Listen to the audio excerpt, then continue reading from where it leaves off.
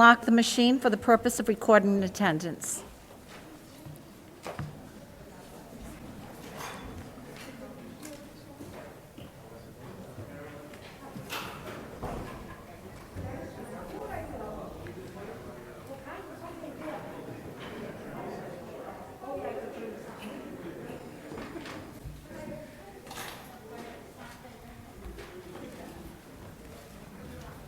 Have all senators indicated their attendance?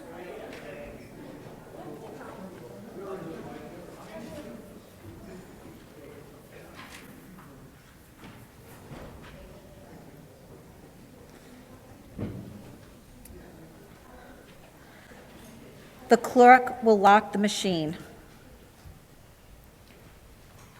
There are 34 members in attendance. There is a quorum.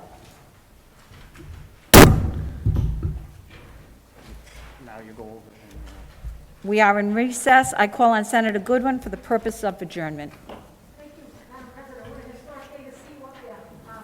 It's very nice to see you, Senator Gallo.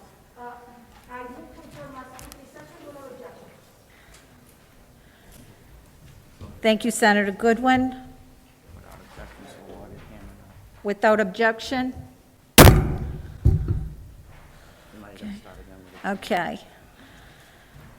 The clerk will please unlock the machine for the purpose of recording attendance.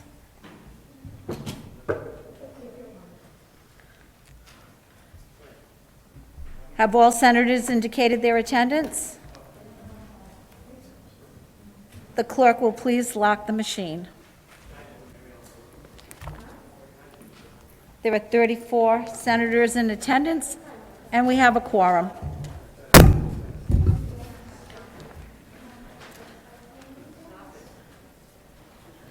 I would ask for all members and their guests to please rise for the invocation and pledge of allegiance to be led today by Senator Frank Lombardo, representing the town of Johnston. Thank you, Madam President. Heavenly Father, we commit our hearts to you as we start today's session. Unite us in wisdom and compassion. Bring a sense of when to lead, when to come alongside, and when to follow. Help this chamber to work together to create a better life for all Rhode Islanders. Amen. I pledge allegiance to the flag of the United States of America and to the republic for which it stands, one nation, under God, indivisible, with liberty and justice for all. The first order of business is the reading of the previous day's journal. The clerk will please read. State of Rhode Island Journal Madam of the President, Senate. I move that further reading of the journal be dispensed with and the journal be accepted as printed.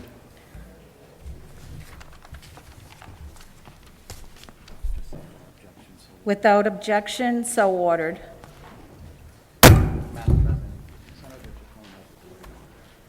Okay. Senator Cano?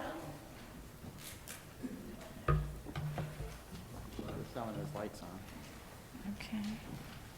Do I unlock it?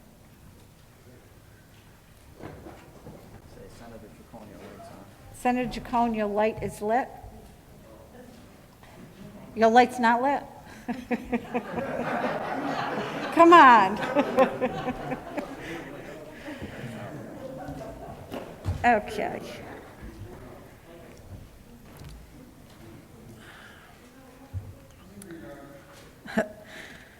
The next order of business is the committee reports and communications. Are there any committee reports? No. Okay. Are there any communications? Thank you. Please be advised and let the record reflect that I will be absent from the Senate chamber on Tuesday, March 2nd, 2021. I would appreciate your recording my letter in the appropriate Senate journal. John Burke. We have appointments by the presiding justice of the Rhode Island Superior Court. Transmits the following appointments and requests the advice and consent of the Senate. To the clerk of the Superior Court for Providence and Bristol Counties, the appointment of Stephen Burke. To the clerk of the Superior Court of Newport, the appointment of John Graziano. To the clerk of the Superior Court for Kent County, the appointment of Danielle Keegan. And to the Clerk of the Superior Court for Washington County, the appointment of Brendan Oates. These will all go to the Senate Committee on Judiciary. Thank you.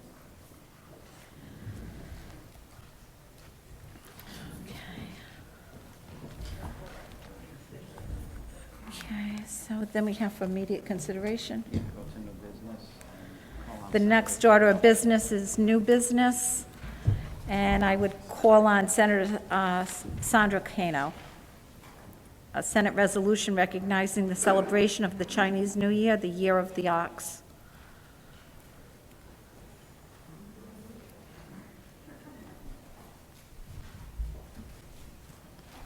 Thank you, Madam President. So this resolution is to celebrate the Year of the Ox as the Chinese New Year. We do have a great community in Rhode Island that's Chinese American, and February 12th was when they celebrated the New Year, and I just wanted to make sure that I say thank you to the Chinese American residents of Rhode Island for their positive contributions, and with that I move passage. Can I ask the resolution to be read?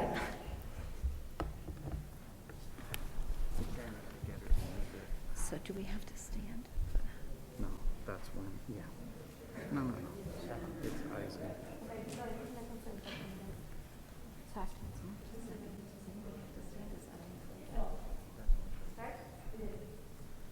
No, this is not, that's only a memorial. Madam President, I Yes. think it's in the consent agenda, so I think it's, Madam President, if you objection, could you remove that from the consent calendar for immediate consideration, and then you can have that. correct. Thank you. So please, can we do that, please? Senate resolution recognizing the celebration of the Chinese New Year, the Year of the Ox. Whereas the most important and popular of festivals, the date of the Chinese New Year celebration, which is also known as the Lunar New Year, is fixed traditionally according to the lunar calendar as the second new moon after the winter solstice. This year, the celebration falls on February 12, 2021. And whereas no one is certain how far back the New Year celebrations go in history, their religious background involves clearing away the bad luck of the old year and beginning anew. It was also believed that the various godlike spirits had to report on the past year to the ruler of heaven, the Jade Emperor. Many still open the celebrations by burning a paper image of Sa Wang, the hearth god, thus sending him on his way 1 week before the new year. Whereas usually on the day before the New Year's Eve, men pay ceremonial visits to friends and associates, wishing them luck with the traditional greeting of Kung Si Fat Sai, happy greetings and may you gather wealth. And on the last day of the year, final preparations are made for the family's New Year's Eve feast, the highlight of the celebration. Before the meal, all doors are sealed with strips of paper to prevent the entrance of evil, and no one may enter or leave until these are removed shortly before dawn. After the meal, gifts are exchanged, and at midnight, solemn greetings and family ceremonies take place. And whereas traditionally the festivities last 16 days until the Lantern Festival, a time for parades of elaborate paper lanterns and street dances by dragons or lions. New Year is also a time for giving alms to the poor and for eating special lucky foods. And whereas each lunar year is popularly known by one of the 12 animals of the Chinese zodiac, these names provide a ready reference because each is used only once in 12 years. This year will be celebrated as the Year of the Ox. Now, therefore, be it resolved that this Senate of the State of Rhode Island hereby recognizes the celebration of the Chinese New Year, the Year of the Ox. This Senate also wishes to extend its deepest respect and appreciation to the Rhode Island Asian community for all that it has contributed to the rich diversity of Rhode Island culture. The closeness of the traditional Asian family, its dynamic work ethic, and its innumerable endowments to literature and performing arts inspire us all. And be it further resolved that the Secretary of State be and she is hereby authorized and directed to transmit a duly certified copy of this resolution to the Rhode Island Association of Chinese Americans.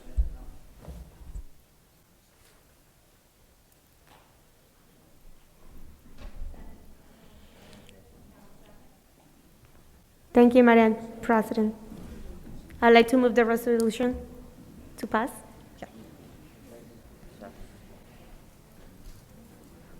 So it's been moved and seconded by Senator Goodwin, Culkin, Valverde, Murray, Oya, Coyne, De Palma, Kalman, DeMario, Acosta, Picard.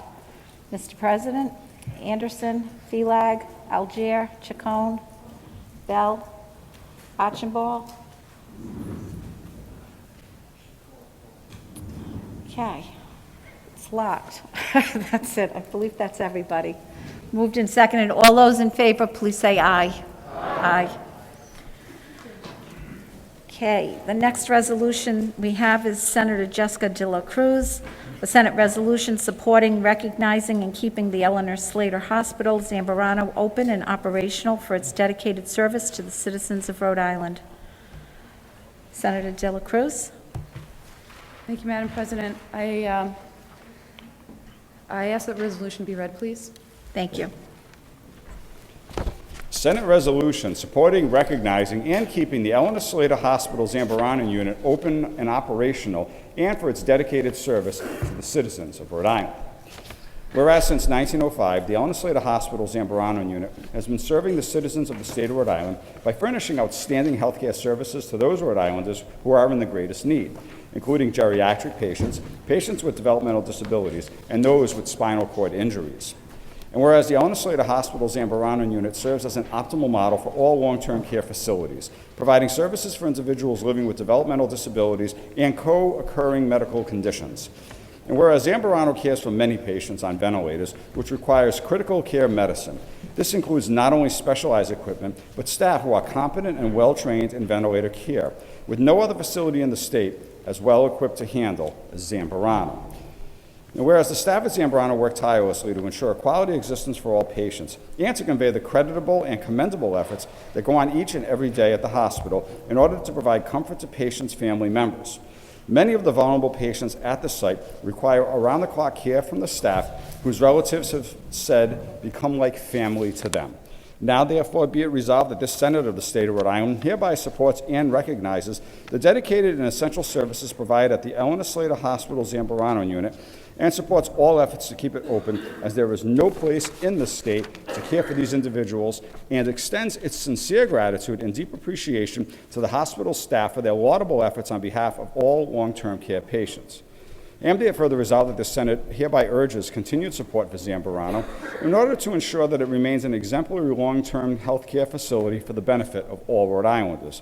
And be it further resolved that the Secretary of State be and she is hereby authorized and directed to transmit a duly certified copy of this resolution to the Governor of the State of Rhode Island, the Director of the Rhode Island Department of Behavioral Health Care, Developmental Disabilities, and Hospitals, and the staff of the Eleanor Slater Hospital Zambarano unit.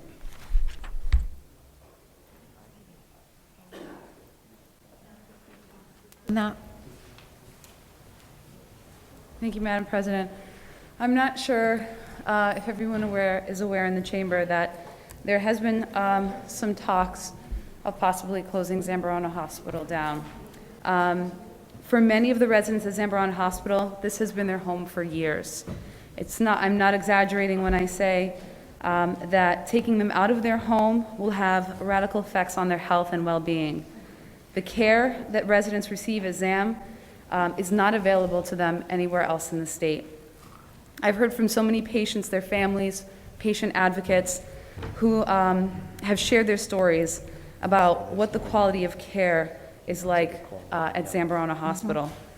For those who don't know, Zambarano provides specialty, high-quality, skilled care to the most vulnerable Rhode Islanders. So many of them and their families now fear the quality of care will be taken from them, and they'll be forced to leave their home. These residents are not line items on a balance sheet, and I'm not speaking hyperbolically when I say that this is a life-altering decision for the residents of Zambarano. Based on the current situation at Zambarano, no new admissions have occurred since the spring. They have not been able to reimburse for their services at the hospital. The hospital's not been reimbursed for their services. And it truly does seem like the facility is being phased out, but where will these residents go? I've seen firsthand, first as a young person and now as a senator, the dedication and care provided to the residents at ZAM, and there is no other place like it in this state. And so I urge my colleagues to support this resolution to keep Zambarano Hospital open. Thank you. Thank you, Senator, and I'd like to concur with you. For many years, we would always have a Zambarano Day up here, and Senator Fogarty always had them all up, and they, one year they actually got my Senate pin. I never got it back. They are amazing, the staff is amazing, and they really do a wonderful job. And it is very important that we make sure that they get the care that they need. Senator Bell, did you want to speak?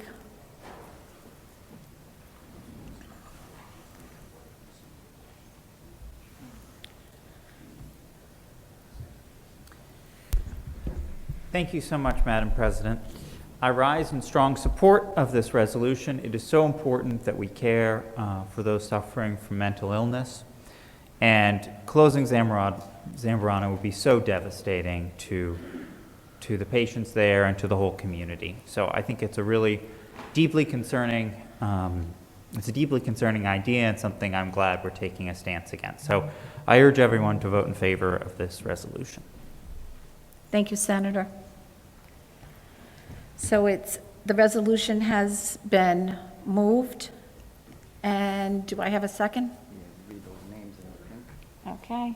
Senator Algier, Bell, Colkin, Murray, Coyne, Seveny, DePalma, Oyer, McCaffrey, Miller, Felag, Lombardo, Cisnowski, Chacon, DeMario, Lombardi, Kalman, Lawson, Mack, Picard, Mr. President, and many others.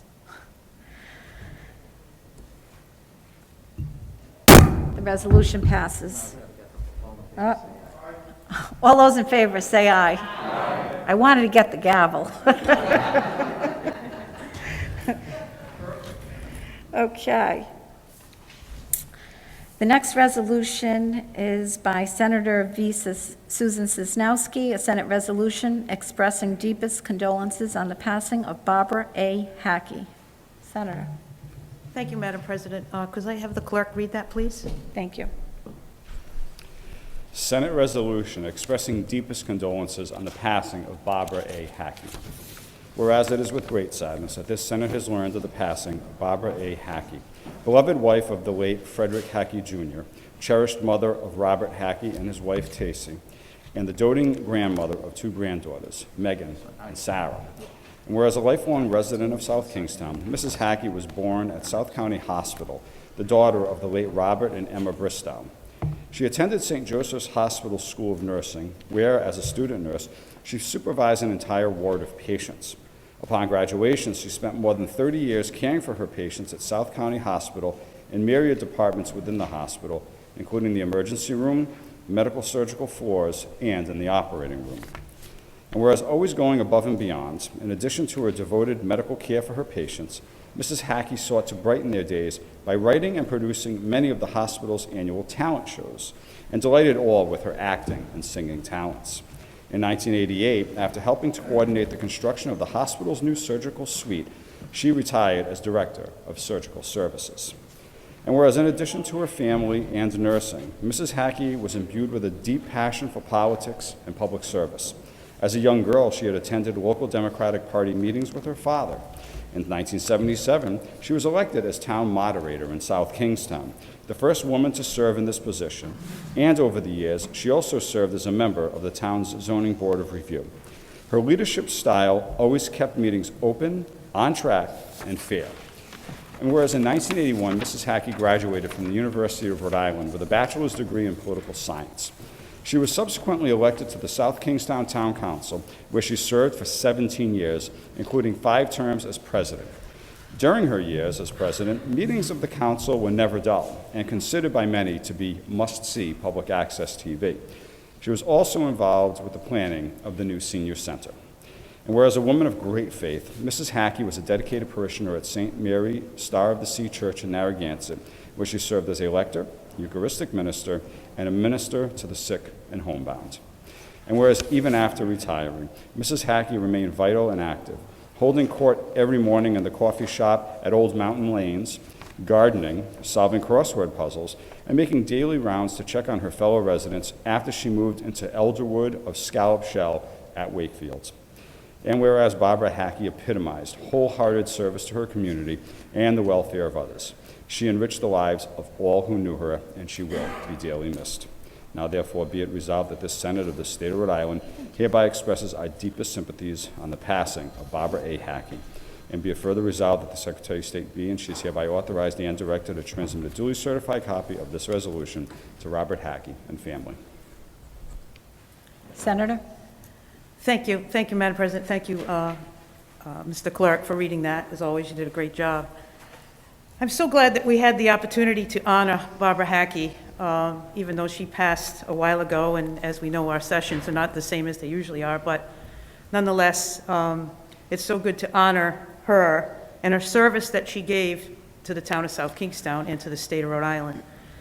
She not only was a dedicated public servant, but she was a mentor to me.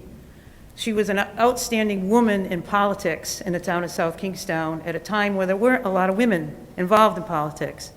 So I stand on her shoulders as I move forward in the Senate today, and I thank her so much for her leadership and her dedication, and she also had a great wit. And if Barbara wanted you to know something, she didn't waste any time. She told you how she felt about things, and I really admired that about her. So thank you again for allowing the Senate to honor and remember Barbara Hackey, and with that I would move passage of the resolution. It's been moved. Do I have a second?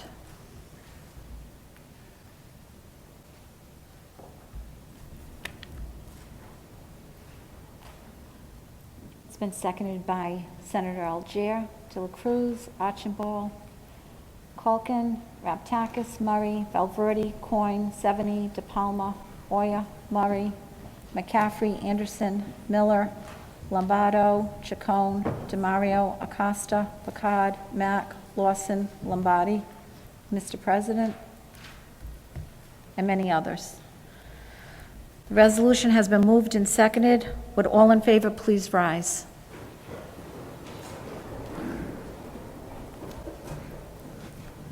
The resolution passes. Next, Senator Sosnowski has a Senate resolution expressing the deepest condolences on the passing of Mary Allerton Eddy. Thank you, Madam President. Could that please be read? Thank you, Clerk. Thank you. Senate resolution expressing deepest condolences on the passing of Mary Allerton Eddy. Whereas it is with deep sadness that this Senate has learned of the passing of Mary Allerton Eddy, the beloved wife of 49 years to the late Edward Danforth Eddy, Jr., former president of the University of Rhode Island, the cherished mother of Edward Eddy III and his wife Yu Ping, Mary Eddy, Catherine Hahn and her husband Thomas, David Eddy Spicer and his wife Nancy, and the loving grandmother of 7 grandchildren and 7 great-grandchildren. And whereas Mary Eddy, known affectionately as Polly, was the daughter of the late Mary and Jacob Gould Sherman, Jr., and the sister of Lydia Cushman Sherman. And whereas Mrs. Eddy was elected to serve on the town council for 10 years, including 4 as council president. Her dedication to civic leadership also included serving on the board of Thunder Mist Health Center. And whereas always supportive of education, the University of Rhode Island, and her husband, Mrs. Eddy and her husband received honorary degrees from the University of Rhode Island in recognition of their valuable support and active participation in the improvement of public education in Rhode Island. And whereas Mary Eddy was dedicated to her family and her community, and she will be dearly missed by all. Now therefore be it resolved that this Senate of the State of Rhode Island hereby extends the deepest condolences on the passing of Mary Allerton Eddy, and be it further resolved that the Secretary of State be and she is hereby authorized and directed to transmit duly certified copies of this resolution to Edward Eddy III, David Eddy Spicer, Mary Eddy, and Catherine Hahn. Senator Sosnowski. Thank you, Madam President, and thank you, Mr. Clerk, for reading that. Polly Eddy was another great leader in South Kingstown politics. She had a different style than Barbara Hackey, but nonetheless, her dedication was just as strong. And I have to say that I actually served with her on the planning board at the beginning of my political career. And with Polly Eddy, she was such an advocate for the University of Rhode Island, but when I was here in the Senate, and I would talk to her about the different financial issues that we would face as far as education and the urban core and so forth. She was very understanding. She had a great wealth of understanding about education, had a great compassion for people in other parts of the state. So it is a great sadness that we lost another great woman leader from South Kingstown, but she will never be forgotten. And with that, I would move passage of the resolution. Thank you, Senator Snelsky. Do I have a second? Seconded by Senator Algier, Rogers, Archibald, Culkin, Valverde, Coyne, Oya, DePalma, McCaffrey, Goodwin, Felag, Miller, DeMario, Picard, Lombardi, Coleman, Lawson, Mack, Chacon, and many others. The resolution has been moved and seconded. Would all in favor please rise?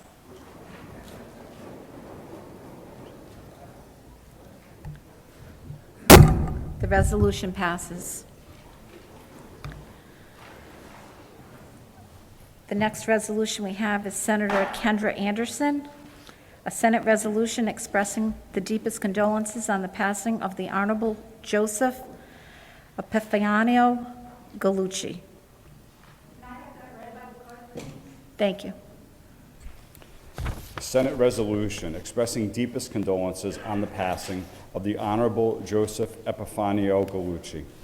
Whereas it is with sadness that this Senate has learned of the passing of the Honorable Joseph Epifanio Gallucci, the beloved husband of the late Marianne Ferruccio Gallucci, and the beloved father of Frank Gallucci and his wife Ruth, Joseph Gallucci and his wife Rose Maria, and Michael Ferruccio and his wife Jennifer. And whereas born in the city of Providence, Mr. Gallucci was a son of the late Joseph and Angelina Gallucci, and the brother of Raymond Gallucci and his wife Carol.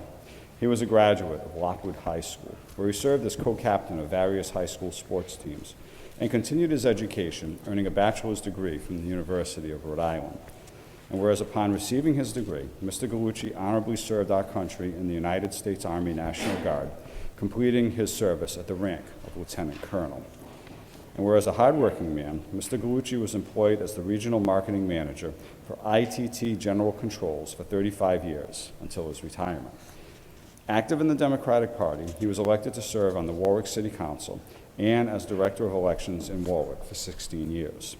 In addition, he served as the State of Rhode Island Liquor Control Commissioner and the Manager-President of the Continental Little League for 15 years. Whereas in addition to his wife and children, Mr. Gallucci was the very proud grandfather of 4 grandchildren, Francesca Gallucci Jenkins, Maria Gallucci, Joanna Gallucci, and Joseph A. Gallucci, and the adoring caregiver of his pets, Mickey, Sammy, and Mickey. And whereas there is no doubt that Joseph Gallucci, an honest and steadfast gentleman, left Rhode Island a better place because of his life's endeavors. He enriched the lives of all who knew him, and his dedicated public service was an inspiration to us all.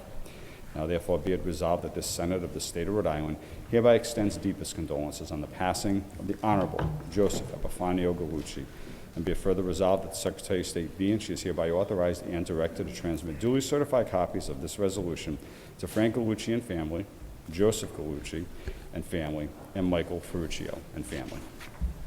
Senator Anderson? Thank you, Madam President. Thank you for that great reading. Yesterday is a canceled check. Tomorrow, a promissory note.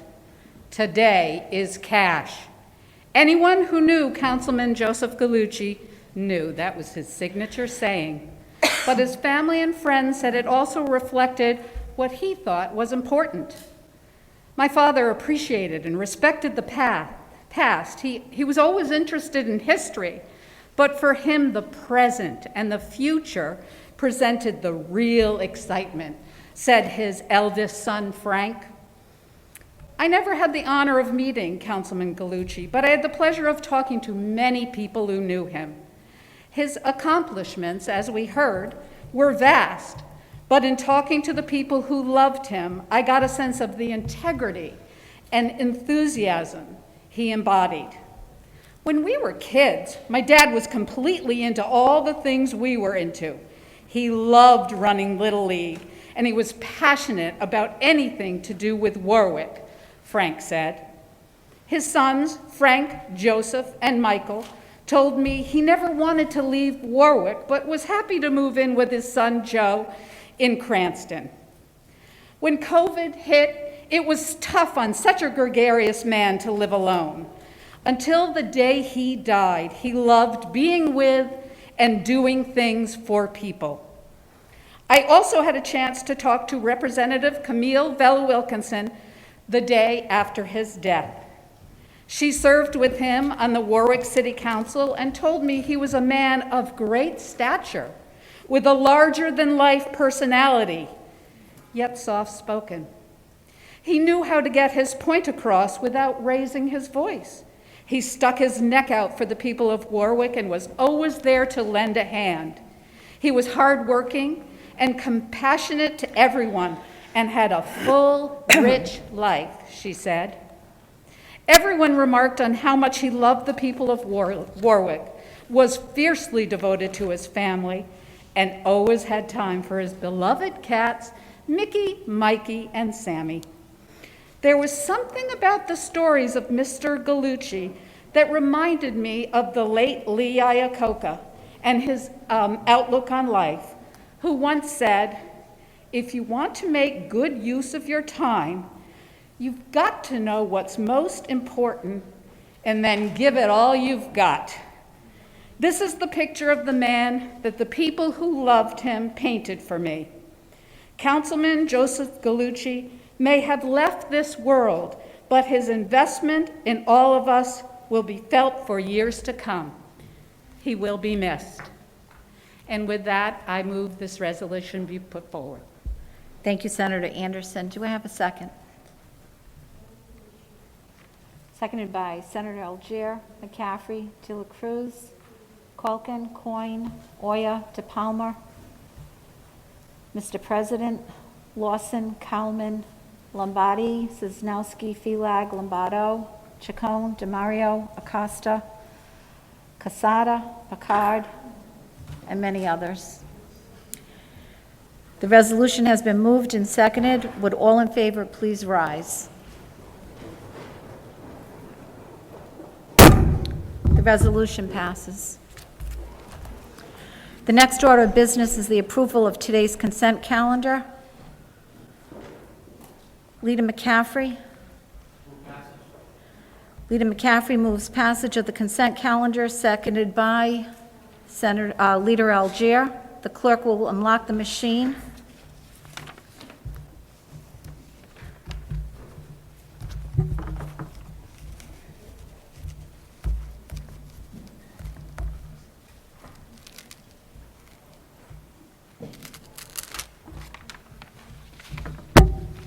Have all senators voted?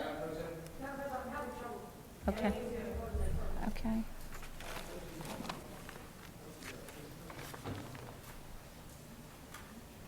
Okay, Senator Raptakis.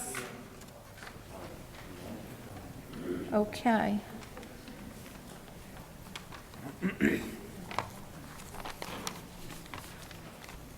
Senator Mendes? Is she still here? I don't see her. Who's voting? Okay. Will the clerk please lock the machine? The calendar, consent calendar is adopted.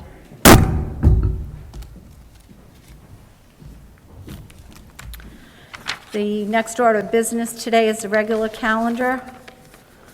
The first bill is S-266 by Senator McCaffrey, an act relating to the solemnization of marriages. Senator McCaffrey. Thank you, Madam President, ladies and gentlemen of the Senate.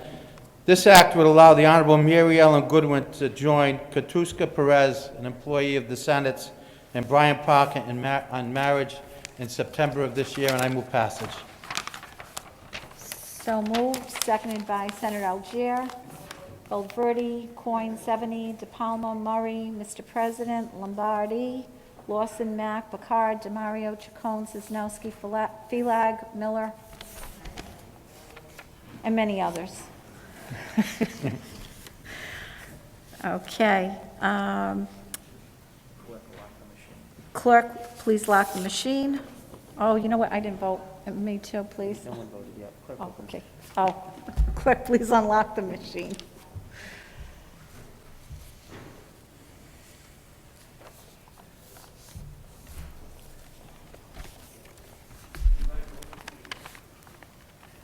Okay, we have 33, oh, clerk, please lock the machine. Okay, we have 33 in the positive, and the bill passes.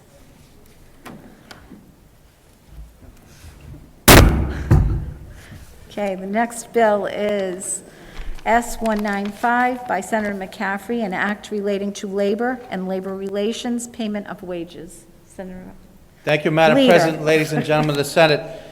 This act would increase the criminal penalties for wage theft and misclassification, and is put in it at the request of the Department of the Attorney General, and has passed this Senate in 2018 and 2019, and I move passage, Madam President. Thank you, Leader. Seconded by Leader Algier, Archibald, Cano, Murray, Valverde, Seveny, DePalma, Oya. Mr. President, Mack, Lawson, Kalman, Lombardi, Pearson, Acosta, DeMario, Chacon, Lombardo, Whip Goodwin, Senator Sosnowski, Felag, Miller, and many others. Will the clerk please unlock the machine for the purpose of voting? We have 31 in, oh, clerk, please lock the machine. Give them a minute because Oh. Anderson has it. Sorry, I'm too fast. Lawson, Raptakis. Okay. Okay. We have 35 in the affirmative. Please lock the machine. 0 in the negative, and this bill passes. Next bill is Senate Bill 270 by Senator Golden, an act relating to labor and labor relations, fair employment practices. Jake, we should call him. Senator Jacone. Thank you, Madam President. This bill is identical to bills that we passed in the Senate in 2018 and 2019. The bill comprehensively revises the statute on wage discrimination and employment practices generally. It allows wage differentials, but only when the employer clearly demonstrates that the differential used is reasonably based on factors such as seniority, merit, quantity, education, training, experience, and other job-related necessities. And with that, I move passage. Thank you, Senator Chacon. Senator McCaffrey is seconding that. Paolino, Bell, Corkin, Murray, Oya, Valverde, Coyne, Seveny, DePalma. Mr. President, Lawson, Lombardi, Matt, Casada, Acosta, DeMario, Felag, Miller, Anderson, and Whip Goodwin, and many others. Will you please unlock the machine for the purpose of voting?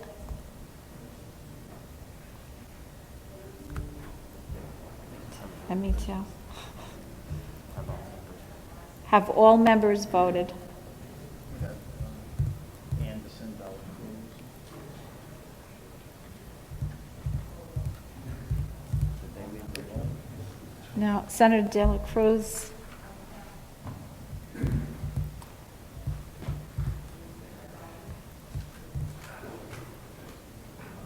Okay. Clerk, please lock the machine.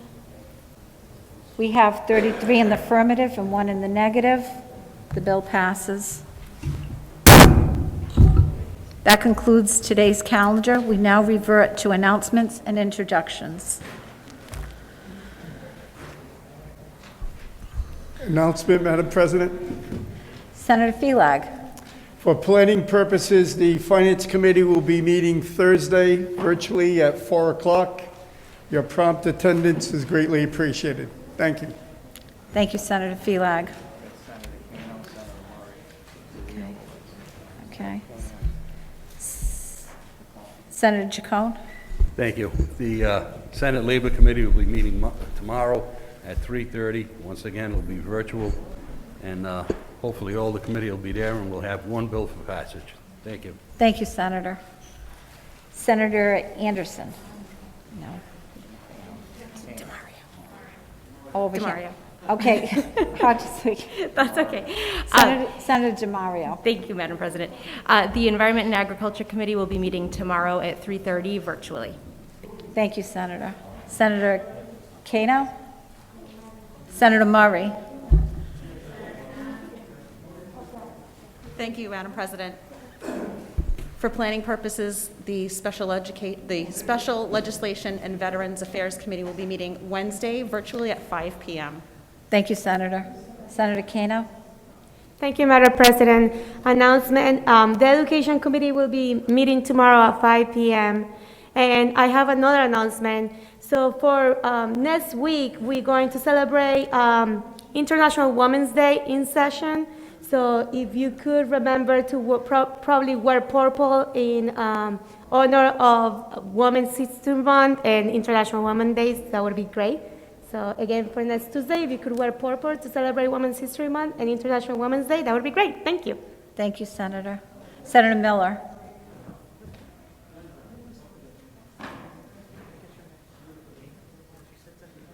I'm going by the board, what's lit up. Sorry. Yes, Senate Health and Human Services will meet Thursday virtually at 4 o'clock. Thank you. Okay. Senator Sosnowski, Thank you, Madam President. Announcement? please. The Senate Commerce Committee will be meeting virtually at 3:30 on Thursday for a vote only. Thank you. Thank you. So, am I transmitting? Yeah. Well, yeah, you could read it, doesn't matter, because we don't have anything, but that's all right.